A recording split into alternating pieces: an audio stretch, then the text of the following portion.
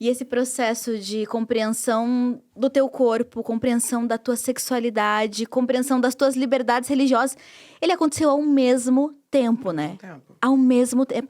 É como se você... Hoje quando você olha pro teu passado, você se reconhece? Ou você tem um sentimento de ruptura muito grande? É um sentimento de ruptura muito grande, mas ao mesmo tempo, como é curioso, como a gente tem vídeo há muito tempo, muitos anos, né? Não sei se vocês veem isso. Ai, eu não vejo. Eu fui ver um vídeo meu de quando eu fiz essa tatuagem aqui no braço, essa aqui. Que é linda. Que foi a primeira tatuagem que eu fiz no braço. De aceitação, porque eu cobria meu braço. Aí quando eu vi esse vídeo de 2016, eu acho, eu falei, nossa, uma garota, uma menina. E eu não me reconhecia, assim. Ao mesmo tempo, tem a minha essência ali, né? Eu vejo muito da Xanda, do que a Xanda queria ser. E eu fico muito feliz, assim, com esse amadurecimento, sabe? Mas ainda sou eu. Sou eu de uma forma diferente, me permitindo. A terapia que eu faço, eu trabalho muito com a jornada da criança interior. Então, eu costumo falar que a Xandinha, né? Eu falo com a Xandinha o tempo todo. E a Xandinha, ela tem muitos machucados, muitos traumas, muitos complexos. Mas quanto mais eu converso com ela, quanto mais eu cuido dela, como uma criança mesmo, mais eu tô feliz, mais eu me sinto bem. E a gente faz tratos. É muito legal esse tipo de terapia, do tipo... Xandinha, olha só, eu vou dar uma entrevista aqui importante agora no DiaCast. Olha só, não fica nervosa, não fica ansiosa. Depois a gente vai comer um negócio gostoso. Que legal. Aí eu vou botar o pé na grama. Aí a gente vai se divertir, eu vou soltar o cabelo, a gente vai brincar, sabe? Então, literalmente, eu vou fazer isso depois. Então, são coisas que me ajudam. Que eu não sei. legal. Tem muita gente que pode estar vendo isso, que pode se sentir, às vezes, tocado por esse tipo de terapia. É muito legal. Como, às vezes, a gente acha que, sei lá, é uma ansiedade que vem do nada, é um pânico que vem do nada. E, na verdade... É dentro. É a criança interior, assim. E isso me ajuda muito.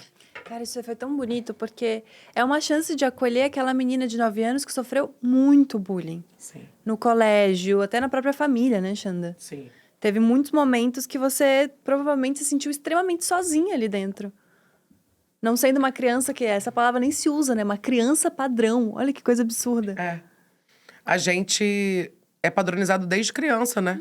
Desde criança. Com 9 anos de idade, meus pais me levaram pro médico. Aí já tinha a minha irmã nascida, minha irmã era magra. E eu não.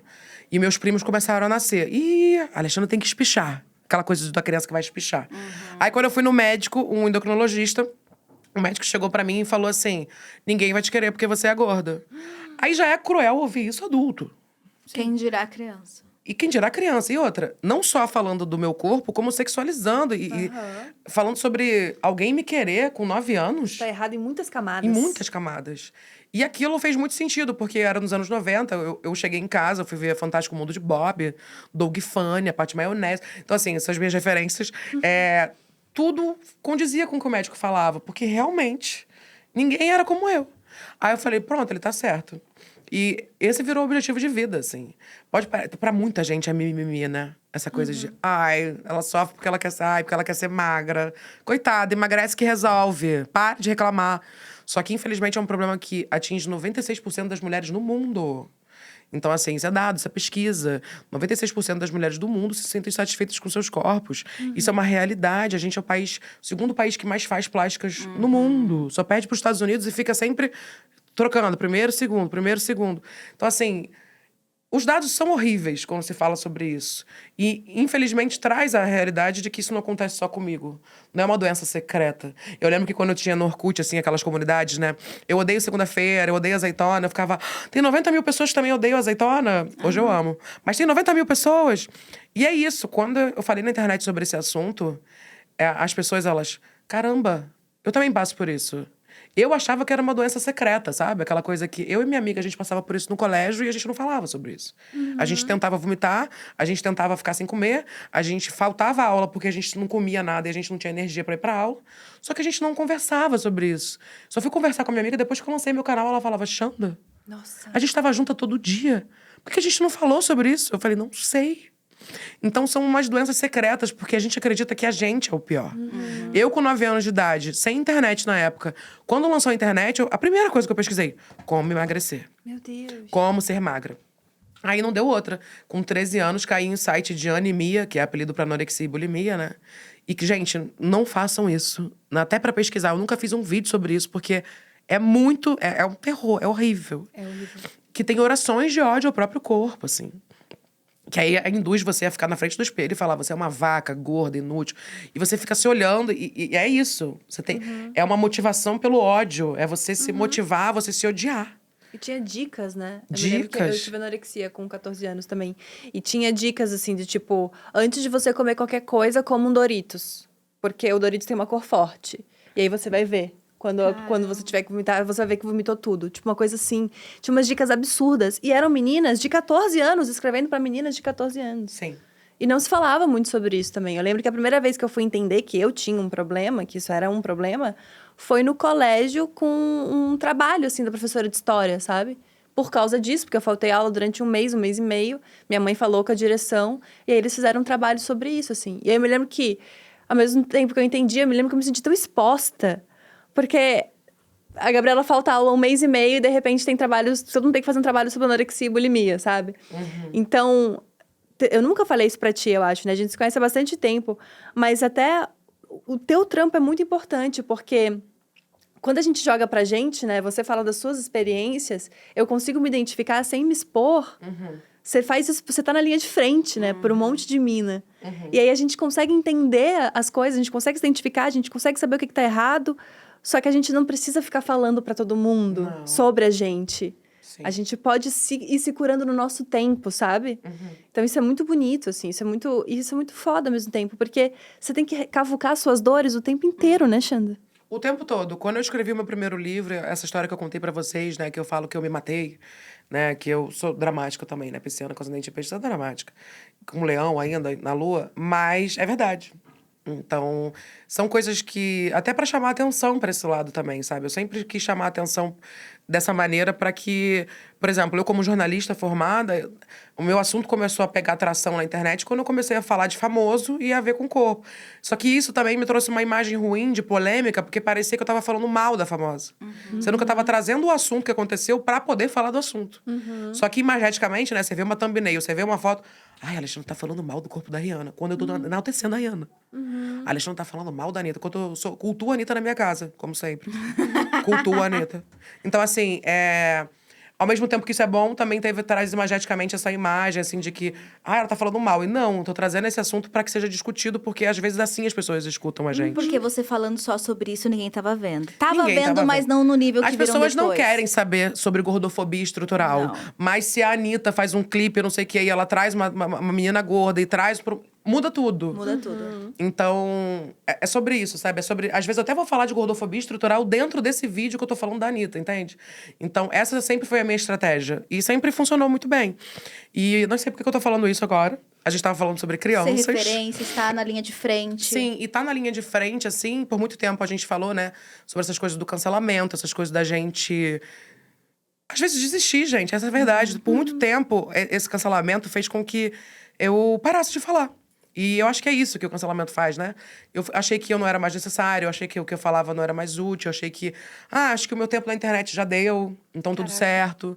Porque teve cancelamentos até de coisas, assim, que eu não fiz, mas que apareceu que eu fiz. E aí era melhor eu ter falado que eu fiz, sabe? Era melhor eu ter mentido e falado, não, você fez isso. E pedir desculpa. Então são coisas que a gente só aprende depois, sabe? E é muito duro. Mas ao mesmo tempo eu amo essa carreira na internet pelo... O presencial, depois da pandemia, quando a gente começou a encontrar as pessoas de novo, mudou tudo pra mim. Porque eu fiquei tanto tempo cancelada. E aí, quando eu vi as pessoas ao vivo, do tipo, o abraço verdadeiro. E Não as é pessoas só isso.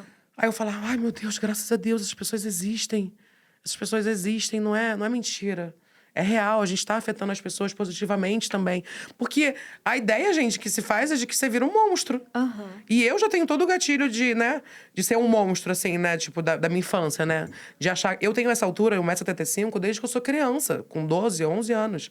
Então, eu, grandona, gordona, sempre me chamaram de monstro, de Xandão, não sei o que, lá. Então, quando eu virei a cancelada na internet, eu fiquei assim... Teve uma época que era legal me zoar no Twitter. Vocês já viveram isso também? Já vivemos. Era legal me zoar no Twitter. É como se fosse assim, se você não usou o alexandrismo... Você é burra. Tem que zoar alexandrismo no Twitter. Cara, eu quando lançou esse threads ontem no Instagram, eu fiquei... Yes! Por favor, eu falei a mesma coisa. Eu falei, finalmente eu saí desse buraco do Twitter pra ir pra outro lugar. Então... Saúde mental na veia, gente, é muito difícil, assim. Vocês sabem disso. A gente precisa estar sempre se trabalhando. Eu, por exemplo, na pandemia também... Gente, eu fiz tudo. Capa de revista, fiz capa de livro. Fiz tudo sem fazer nada na minha cara. Até que eu olhei pra minha cara e falei, pronto, eu quero fazer um botox. E aí eu falei, eu não vou fazer botox. Eu vou ser hipócrita. Tudo que eu falo na internet é contra isso. Aí eu fui ver meus vídeos e eu falei assim, todos os vídeos que eu falo, que, sério, eu voltei nos meus vídeos do YouTube, isso em 2021. E eu tô assim, gente, você pode fazer o que você quiser, apenas reflita. Você vai ser um bom profissional. Você pode fazer o que você quiser, apenas reflita. Aí eu, ai, Alexandre, obrigada. Você acreditou no que as pessoas diziam que você falava? Eu acreditei tanto que eu tava incomodada com a minha testa. E eu falei assim, poxa, eu não vou fazer um procedimento estético porque eu não posso fazer? Então, será que eu não posso fazer? Aí eu fui vendo um vídeo meu, eu me permiti. Aí um vídeo meu do passado eu falando assim, e se um dia eu quiser fazer, eu vou fazer. A diferença é que eu não vou ficar fazendo publi, não vou ficar fazendo mostrando. Eu quero fazer porque eu quero, porque chegou o momento de eu fazer. E aí, quando chegou o momento de eu fazer, foi muito impactante pra mim. Porque é estranho, né? Você, não sei se vocês já fizeram algum procedimento no rosto. Inicialmente, quando você faz o botox, o seu rosto fica diferente, assim. Eu me olhei no espelho e eu... Disforia de imagem. Meu Deus. Meu Deus, meu Deus, minha cara tá toda travada. Não sei o quê. E era só aqui, né? Aí eu falei, gente, minha cara tá travada? Minha cara... Não, Xanda, tá normal. Só você tá reparando. É o medo, né? E foi muito bom pra mim passar por isso. Porque eu senti que eu fui por um caminho do meio, assim. Um caminho do tipo assim, cara, muitas pessoas fazem isso e às vezes nem se aproximam de mim porque acham que... Ela é como? Não vou falar com a Alexandre Ismas que eu fiz botox, pelo amor de Deus, que ela vai me matar, porque essa aí é contra tudo. E eu nunca fui contra nada. Só que eu mesma fiquei. Quando eu fui fazer, eu falei: será que eu faço? Será que eu posso? E quem disse que eu não posso? Você teve uma realidade distorcida pela forma como as pessoas queriam te enxergar. Exato. Isso já aconteceu muito comigo. Assim, a gente tava nesse mesmo buraco da internet. De 2015 pra frente foi muito difícil. A gente... Eu tava falando pra Gabi, eu fui forjada no cancelamento, né? Eu fui forjada em apanhar, muitas vezes, da minha própria comunidade. Isso te marca de uma forma muito profunda.